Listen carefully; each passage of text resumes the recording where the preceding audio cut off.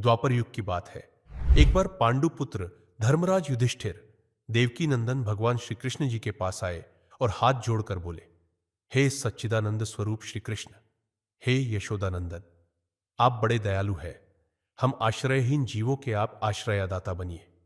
हे पुरुषोत्तम, हम संसार समुद्र में डूब रहे हैं, आप हम पर प्रसन्न होइए।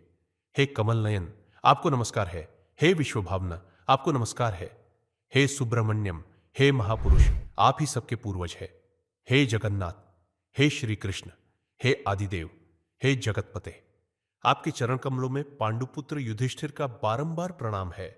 आप मेरे स्नेह से कृपा करके बतलाइए कि चैत्र महीने के शुक्ल पक्ष में कौन सी एकादशी होती है, उसकी विधि क्या है, उसका फल क्या है और उसमें कौन से देवता का पूजन किया जाता है, व्रत की कथा और महत्व क्या है।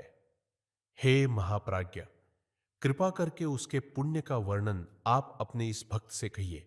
भगवान श्री कृष्ण बोले, हे धर्मराज युधिष्ठिर, हे राजेंद्र, तुमने यह अच्छा प्रश्न किया है। तुम्हारे स्नेह के कारण मैं तुमसे कहता हूं, चैत्र महीने के शुक्ल पक्ष की जो एकादशी है वह कामदा एकादशी के नाम से विख्यात है। हे राजराजेश्वर, कामदा एकादशी का व्रत प्राचीन तथा नए पापों को नष्ट करने वाला है। इस कामदा एकादशी के व्रत को करने से मनुष्यों के जन्म जन्मांतरों के सभी पाप नष्ट हो जाते हैं। ये पुण्यमयी कामदा एकादशी पिशाचत्व आदि दोषों का भी नाश करने वाली है। मनुष्यों के द्वारा कामदा एकादशी के महात्म्य के श्रवण व पठन से भी इस व्रत के अधिदेवता भगवान श्री हरि विष्णु नारायण प्रसन्न होते हैं और उनको उत्तम गति प्रदान करते हैं। धर्मराज युधिष्ठिर बोले, हे कृष्ण, हे महाबाहु, हे भक्त भावन, यदि आप मुझ पर प्रसन्न हो तो कथानक सहित मुझको बतलाइए। भगवान श्री कृष्ण बोले, हे नृपशार्दूल, आप चित्त लगाकर श्रेष्ठ पौराणिक कथा सुनिए। ये एकादशी अति पवित्र है और पापरूपी ईंधन के लिए दावानल के समान है। हे राजन, पाप को नष्ट करने वाली और संतान सुख को देने वाली इस पुण्यमयी कथा को सुनो। प्राचीन काल में एक श्रीनागपुर नामक नगर में उत्तम और धर्मनिष्ठ राजा राज्य करता था। उस महान राजा का नाम पुंडरीक था। उस राज्य में सभी महल सोने के बने हुए थे। उस महान राज्य में अनेकों अप्सराएं, गंधर्व, किन्नर आदि निवास करते थे।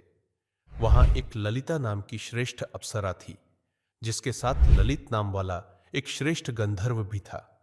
वे दोनों पति पत्नी के रूप में श्रीनागपुर नगर में निवास करते थे। वे दोनों ही परस्पर काम से पीड़ित रहा करते थे। वो दोनों अत्यंत वैभवशाली घर में निवास करते हुए प्रतिदिन ही नित्य नवीन विहार किया करते थे। ललिता के हृदय में सदा अपने पति की ही मूर्ति बसी रहती थी और ललित के हृदय में अपनी सुंदर पत्नी ललिता का नित्य निवास रहता था। एक समय महान राजा पुंडरीक अपनी राजसभा में गंधर्वों सहित क्रीड़ा कर रहे थे और गीत और संगीत का आनंद प्राप्त कर रहे थे। उस जगह ललित गंधर्व भी अपने राजा के सम्मान में और उनको प्रसन्न करने के लिए गीत गा रहा था, परंतु उस समय उसकी प्रियतम पत्नी ललिता वहां पर नहीं थी। गाते गाते उसे अपनी प्रियतमा ललिता का स्मरण हो आया। अतः काम के वश होने के कारण वो मूर्ख कामी गंधर्व अशुद्ध गीत गाने लगा। नागों में श्रेष्ठ करकोटक नाग ने राजा पुंडरीक से उस ललित गंधर्व के अशुद्ध गीत गाने के बारे में बता दिया। इस पर राजा पुंडरीक ने गंधर्व ललित के अशुद्ध गीत गाने को अपना अपमान समझा और अपने कर्तव्य से एक स्त्री के कारण भ्रष्ट हो चुके उस गंधर्व ललित को शाप दे दिया। अरे दुष्ट, तू मेरे सामने गीत गाता हुआ भी अपनी स्त्री का स्मरण कर रहा है। अरे कामी, तूने अपने कर्तव्य का भी ध्यान नहीं रखा। राजा पुंडरीक की आंखें क्रोध से लाल हो गई। उन्होंने अशुद्ध गीत गाते हुए उस दुर्बुद्धि कामातुर ललित गंधर्व को श्राप दिया। अरे दुर्बुद्धे, तू मेरे सामने गान करते समय भी काम के वश में हो गया। तूने अपने राजा का अपमान किया है और राज्यसभा को कलंकित कर दिया है। तू अभी मेरे श्राप से महाभयानक राक्षस हो जा। महाराज पुंडरीक के श्राप से वो कामी ललित गंधर्व तुरंत ही उसी समय एक विकराल भयानक राक्षस हो गया। भयंकर कंधरा के समान मुख, विकराल आंखें और देखने मात्र से भय उपजाने वाला रूप। उसका शरीर 8 योजन का हो गया। 4 कोस लंबी भुजाएं, ग्रीवा पर्वत के समान, नाक के छेद गुफा के समान, और होठ 2 कोस की लंबाई के हो गए। राक्षस हो जाने पर उसको महान दुख मिलने लगे और वो अपने दुष्ट कर्मों का फल भोगने लगा। ललिता अपने प्रियतम पति गंधर्व ललित की परम दुर्गति के बारे में जानकर अचेत ही हो गई। पति की विकराल आकृति देख मन ही मन बहुत चिंतित हुई। भारी दुख से कष्ट पाने लगी। सोचने लगी, क्या करूं, कहां जाऊं? मेरे पति पाप से कष्ट पा रहे हैं। वो सदैव अपने पति के उद्धार के लिए सोचने लगी। महानिर्दयी, मनुष्य को खाने वाला और पापों में हमेशा ही लगे रहने वाला वो दुष्ट राक्षस रात दिन सुख को न प्राप्त करता हुआ भयानक जंगलों में विचरता रहता था। ललिता रोती हुई घने जंगलों में पति के पीछे पीछे घूमने लगी। एक दिन ललिता जंगल में घूमते घूमते विंध्याचल पर्वत के शिखर पर पहुंची। वन में उसे एक सुंदर आश्रम दिखाई दिया, जहां एक शांत मुनि बैठे हुए थे। उनके आश्रम में शेर और हिरण एक साथ ही घूम रहे थे। वो आश्रम श्रृंगी मुनि का था। उस ललिता ने वो परम रम्य और देखने से ही सुख देने वाला आश्रम देखा और शीघ्रता से आश्रम में जाकर श्रृंगी मुनि के सम्मुख विनय करने लगी। श्रृंगी मुनि बड़े ही दयालु थे।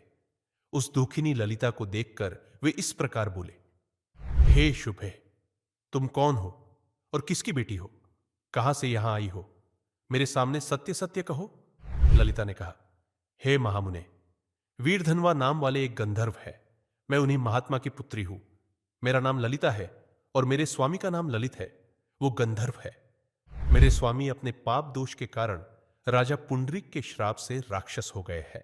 हे मुनिराज, आप मेरे स्वामी को राक्षस योनि से छूटने का कोई श्रेष्ठ उपाय बतलाइए। हे विप्रवर, जिस पुण्य के द्वारा मेरे पति राक्षस भाव से छुटकारा पा जाए, उसका उपदेश कीजिए। तब श्रृंगी मुनि बोले, अरि गंधर्व कन्या ललिता, अब चैत्र माह के शुक्ल पक्ष की एकादशी आने वाली है।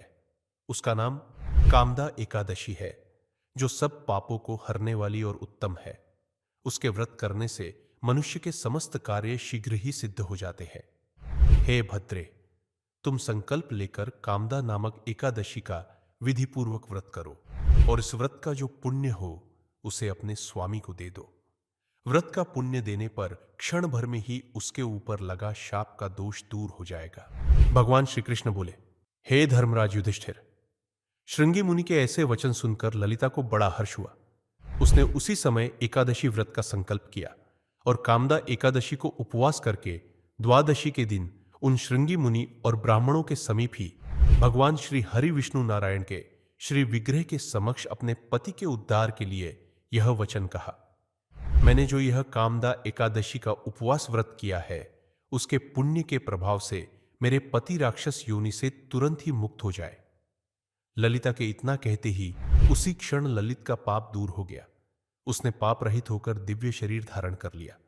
उसका राक्षसत्व समाप्त हो गया और वह पुनः गंधर्व शरीर धारण कर रत्नों के आभूषण आदि धारण करके ललिता के साथ विहार करने लगा। हे नृपश्रेष्ठ, वे दोनों पति पत्नी कामदा एकादशी के प्रभाव से पहले की अपेक्षा भी अधिक सुंदर रूप धारण करके विमान पर आरूढ़ हो अत्यंत शोभा पाने लगे। भगवान श्री कृष्ण बोले, हे राजेंद्र, हे नृप श्रेष्ठ, इस व्रत को विधिपूर्वक करने से सब पाप नष्ट हो जाते हैं। इसके व्रत से मनुष्य ब्रह्म हत्या इत्यादि के पाप और राक्षस आदि की योनि से भी छूट जाते हैं। इसकी कथा ब्रह्म हत्या आदि पापों और पिशाच योनि से मुक्त कराने वाली है। संसार के कल्याणार्थम इसे मैंने तुमको सुनाया है। यह सब व्रतों में उत्तम व्रत मैंने तुम्हें बताया है, क्योंकि सहस्र यज्ञ भी एकादशी व्रत के समान नहीं है। भगवान श्री कृष्ण बोले, हे धर्मराज युधिष्ठिर, मैंने इस प्रकार कामदा एकादशी की पुण्यमयी कथा तुमको सुना दी है। यह कामदा एकादशी सब पापों को नष्ट करने वाली, महापुण्य और सर्व सिद्धियों को देने वाली है। प्रत्येक माह कृष्ण पक्ष और शुक्ल पक्ष में एकादशी के दिन व्रत करे। धर्मात्मा पुरुषों को शुक्ल तथा कृष्ण दोनों पक्षों की एकादशी समान ही समझनी चाहिए।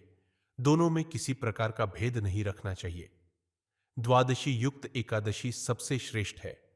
इस लोक और परलोक में सुख की इच्छा करने वाले मनुष्य को इस कामदा एकादशी का व्रत करना चाहिए।